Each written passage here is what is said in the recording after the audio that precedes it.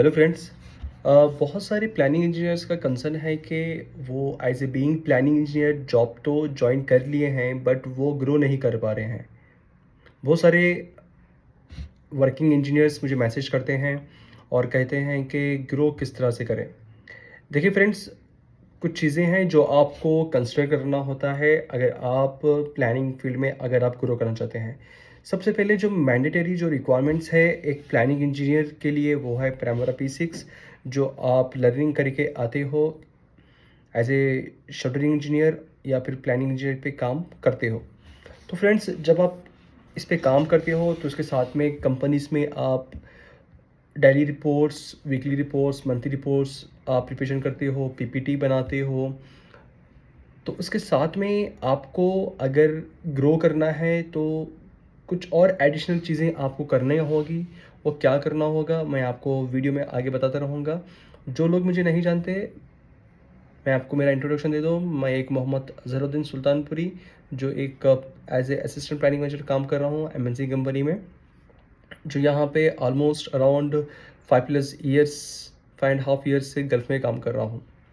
So friends, ये video बनाने का रीज़न है कि आपको गाइड कर सकूँ कि किस तरह से आप क्या चीज़ को फॉलो करके आप एक प्लानिंग इंजीनियर में ही ग्रो कर सकते हो। लाइक जैसे कि planning engineer, then planning manager, then further hierarchy में आप फिक्स और फिट कैसे हो सकते हो।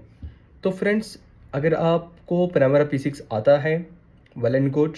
उसके साथ में आप कोशिश करें कि और एक शेड्यूलिंग सॉफ्टवेयर जो कि है MS प्रोजेक्ट, आप माइक्रोसॉफ्ट प्रोजेक्ट भी सीखें और उसके साथ में एक्सेल आना आपके लिए बहुत ज़रूरी है। जैसे कि एक्सेल में pivot, x lookup, hatch lookup और सम सब्ट्रैक्शन के फॉर्मूले तो आपको आना, वो तो मैंडेटरी ही है, जैसे कि वो बेसिक है। उसके साथ में pivot, x lookup, hatch lookup भी सीख लें, आप वी लुकअप सीख लें, जिससे आपका जो काम जो है वो फास्ट होते रहेगा। ठीक है, यानी जो काम आपको मैनुअली करने में सपोज हाफ एन आवर लगता है तो वो 2 मिनट्स में हो जाता है with the help of X lookup, V lookup and pivots. तो आप उसके लिए आप एक्सेल कोई ट्यूटोरियल ज्वाइन कर सकते हो। और कभी कभी मैं यहाँ पे अपने यूट्यूब चैनल पे है ना वीडियोस डालते रहता हूँ excel related, power BI related and P6 related. उसको भी आप देख सकते हो और कुछ वीडियोस भी अपलोड किए मैंने, उसको भी एक बार गो थ्रू कर सकते हो। सो फ्रेंड्स, इसके साथ में आपको आपका जो कम्युनिकेशन स्किल है उसको आपको बेटर करना पड़ेगा। और आप स्टेज फियर हो, यानी जब भी आपको बुलाया जाए मीटिंग के लिए आप रेडी रहें और मीटिंग को लीड करना सीखें। ओके, विथ क्लाइंट या फिर अदर स्टेक होल्डर्स, ये बहुत ज़रूरी है। जब आप फियरलेसली जब आप मीटिंग्स लेंगे तो आप बहुत कुछ सीखेंगे कि प्रोजेक्ट में क्या होने वाला है, क्या हो चुका है और क्या होगा। यानी आप की प्रोजेक्ट पे ग्रिप बनेगी। इसके साथ में आपको आपके लैंग्वेज पे कमांड होना ज़रूरी है। ऐसा ज़रूरी नहीं है कि यहाँ पे आपकी ग्रामेटिकल सही हो। बिलीव करें, मेरी भी फ्लुएंसी इतनी 100% एक्यूरेसी नहीं है, बट काम चल जाता है। अगर आप वर्किंग प्रोफेशनल हैं तो अगर आप मैसेज कन्वे कर सकते हो, डिलीवर कर सकते हो, that is for and enough. So आपको कम्युनिकेशन स्किल बेटर करना है एंड कम्युनिकेशन स्किल के साथ में आपको थोड़ा लैंग्वेज पे कमांड भी होना ज़रूरी है आपको। और शेड्यूलिंग सॉफ्टवेयर पे आपका बहुत अच्छे से कमांड हो। ओके, एंड इसके साथ में जब आप वीकली रिपोर्ट्स बनाते हो, डेली रिपोर्ट्स बनाते हो, तो साइट पे जो एक्टिविटीज़ हो रही है उसको फील करने की कोशिश करें। जो भी आपको प्रोग्रेस मिलता है साइट से, आपके कंसर्न साइट इंजीनियर्स देंगे, वो उस प्रोग्रेस को आप लेंगे, उस प्रोग्रेस को लेकर आप P6 में अपडेट करते हो, एक्सेल में अपडेट करते हो और एक प्रोजेक्ट मैनेजमेंट सिस्टम का एक फाइल बना के उसको ट्रैक करते हो, प्रोग्रेस ट्रैक करते हो। तो उसको कोशिश करें कि आप जो एक्टिविटीज़ जो हो रहे हैं साइट पे उसको फ़ील करें और उसके हिसाब से आप P6 में इंपोर्ट करें। इससे एक सबसे बड़ा बेनिफिट ये होता है, ये मैं आपको मेरी पर्सनल एक एक्सपीरियंस बता रहा हूँ, क्योंकि जब इनिशियली जब डेज़ हम लोग के होते थे तो बस जो भी इंजीनियर ने प्रोग्रेस दे दिया बस लेते थे और हम लोग है ना उसको इनपुट करते थे, यानी डाटा एंट्री जॉब। टाइप हो जाती थी। बट जैसे आप ग्रो करेंगे, जैसे आपका टाइम बढ़ता रहेगा आपका इस जर्नी का प्लानिंग में, तो आप कोशिश करें कि एक्टिविटीज़ को फ़िल करें, यानी एक एक्टिविटी अगर हुई है तो फिर उसके बाद कौन-सी एक्टिविटी स्टार्ट होगी एंड उसका ड्यूरेशन क्या है, कितना ड्यूरेशन एक्चुअल लगा है, हमने प्लान में कितना, बेसलाइन में कितना कंसीडर किया था और एक्चुअल कितना लग रहा है। इससे आपको ये पता चलेगा कि उसकी लॉजिक क्या है उसके पीछे की। और पंच पॉइंट्स, आपने देखा होगा कि हर एक काम के बाद पंच पॉइंट्स होते हैं। उस पंच पॉइंट को भी ज़्यादा फोकस करिए कि उस पंच पॉइंट को क्लोज़ करने के लिए कितना रिसोर्स लगेगा। यानी उसके अकॉर्डिंगली आप किसी भी एक्टिविटी का अम, जो ड्यूरेशन है उसको आप है ना पेसिमिस्टिकली उसको आप कैलकुलेट कर सकते हो। सो ये हो गया। अगर आप फर्दर और अच्छे से ग्रो करना चाहते हैं तो आप पावर बीआई एक बहुत अच्छा टूल है, आप पावर बीआई भी सीखें। ये एक पावर बिजनेस इंटेलिजेंस टूल है जो माइक्रोसॉफ्ट प्रोजेक्ट का है, उसको भी आप लर्न करें और जो भी आपका जो प्रोग्रेस है उसको कोशिश करें कि एक प्रेजेंटेशन मोड में बनाएं। यानी देखिए आपके पास डाटा तो बहुत है, अगर वो डाटा अगर प्रेज़ेंट करने के लायक नहीं है, तो फिर आपके मैनेजमेंट को उस चीज़ को समझ नहीं आएगी, ठीक है? अगर आपको अपने मैनेजमेंट से अगर मैसेज कन्वे करना है कि क्या प्रोग्रेस है या किस एरिया में क्या लैग्स हैं, क्या लीड्स हैं, तो आप उसको अच्छे से एक्सप्लेन कर पाते हो।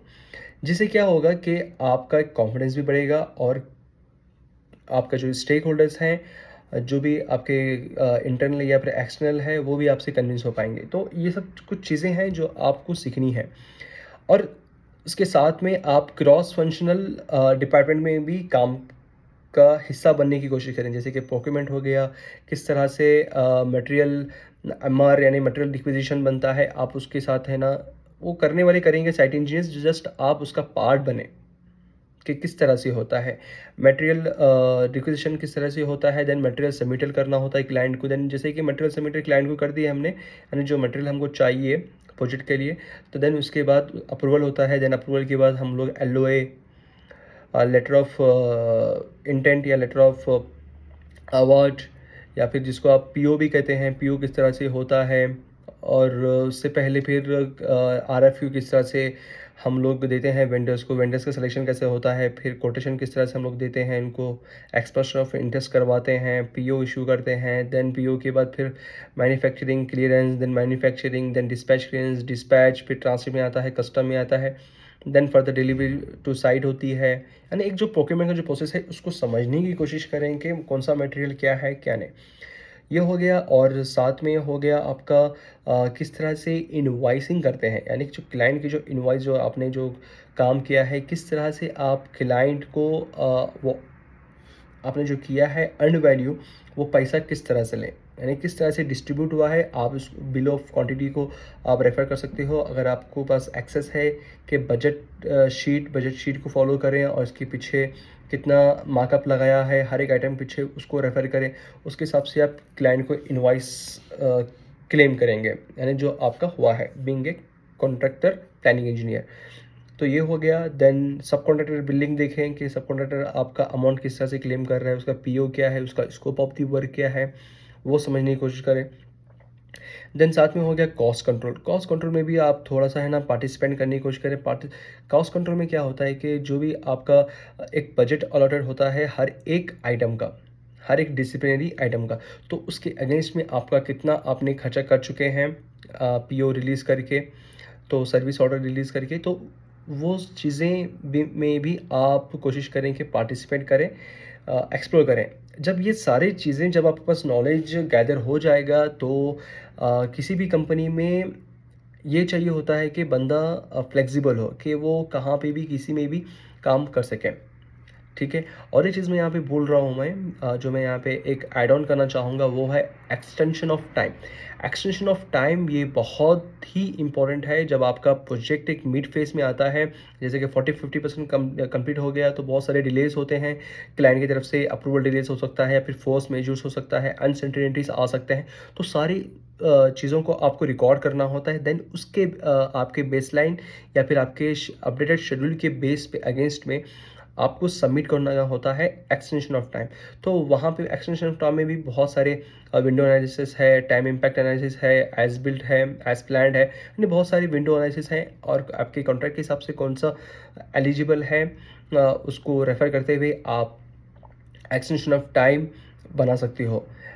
या फिर एक्सटेंशन ऑफ टाइम बना नहीं सकते हैं तो एटलीस्ट आप पार्टिसिपेंट करें, जिससे आप डिले एनालिसिस या फिर डिले एनालिस्ट या फिर फॉरेंसिक प्लानर भी बन सकते हैं आप, जो कि बहुत ही आज की डेट में डिमांड है मार्केट में। तो इस पे भी आप काम कर सकते हो अगर आपको ग्रो करना है। अब ये तो ठीक है, अगर आप इनिशियली एक किसी कंपनी में गए हैं, ये मेरा पर्सनल एडवाइस है, अगर आपकी सैलरी इंक्रीमेंट नहीं हो रही है और अगर आप ग्रो नहीं हो रहे हैं वहाँ पे, अगर आपकी ग्रोथ नहीं हो रही है, तो मैं आपको सजेस्ट करूँगा कि आप कंपनी स्विच करें और अच्छी प्रिपरेशन करें। आप फिर कंपनी को बताएँ जब भी इंटरव्यू में। देखें क्या होता है कि जब भी आप कोई भी इंटरव्यू देते हो तो आपको आपकी स्किल को आपको सेल करना होता है, ठीक है? आप कैसे सेल करेंगे? जो भी आपने लर्निंग की है आपके एक्सपीरियंस में, प्रैक्टिकल एक्सपीरियंस में, ग्राउंड में, तो वही चीज़ आपको यूज़फुल होगी इंटरव्यू में, तो आप अच्छे से बोल पाओगे। और साथ में आपका कम्युनिकेशन स्किल बहुत ज़रूरी है। आप फ़ियरलेस रहें, जब भी आप इंटरव्यू दे रहे हो, थोड़ा-सा प्रिपरेशन कर लें, क्वेश्चंस देख लें थोड़ा-सा, और जो आपने प्रैक्टिकली किया है, थोड़ा नोट डाउन करें कि आपने क्या अचीवमेंट किया है, क्योंकि ये क्वेश्चंस आते रहते हैं। और सेट ऑफ क्वेश्चंस कौन से आएँगे as a planning engineer, scheduling engineer, वो मैंने ऑलरेडी यूट्यूब पे डाल चुका हूँ, आप देख सकते हो चैनल पे जाके। और इसके साथ में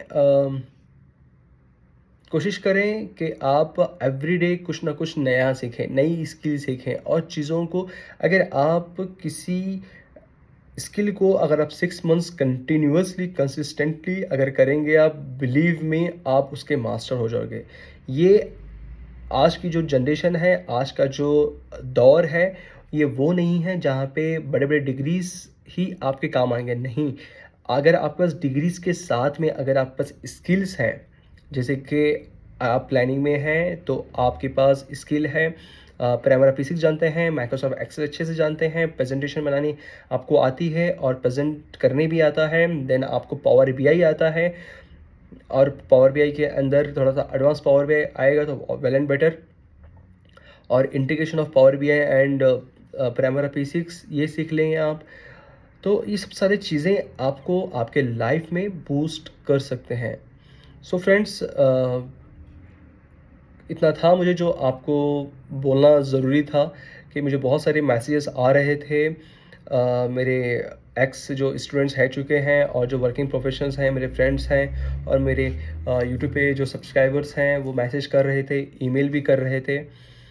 सो फ्रेंड्स, कुछ भी अगर आपके डाउट हैं तो आप प्लीज़ चेकआउट करें, और मेरी ईमेल आईडी है mactech301@gmail.com, और मेरा नंबर भी सऊदी का नंबर यहाँ पे मैंने डाल चुका हूँ यूट्यूब के डिस्क्रिप्शन पे, चैनल के डिस्क्रिप्शन में आप जाइए और चेकआउट कीजिए। और अगर आपको कुछ भी डाउट है या फिर करियर गाइडेंस चाहिए तो आप मुझसे ले सकते हैं, and believe me, best of my knowledge मैं आपको गाइड करूँगा। Thank you.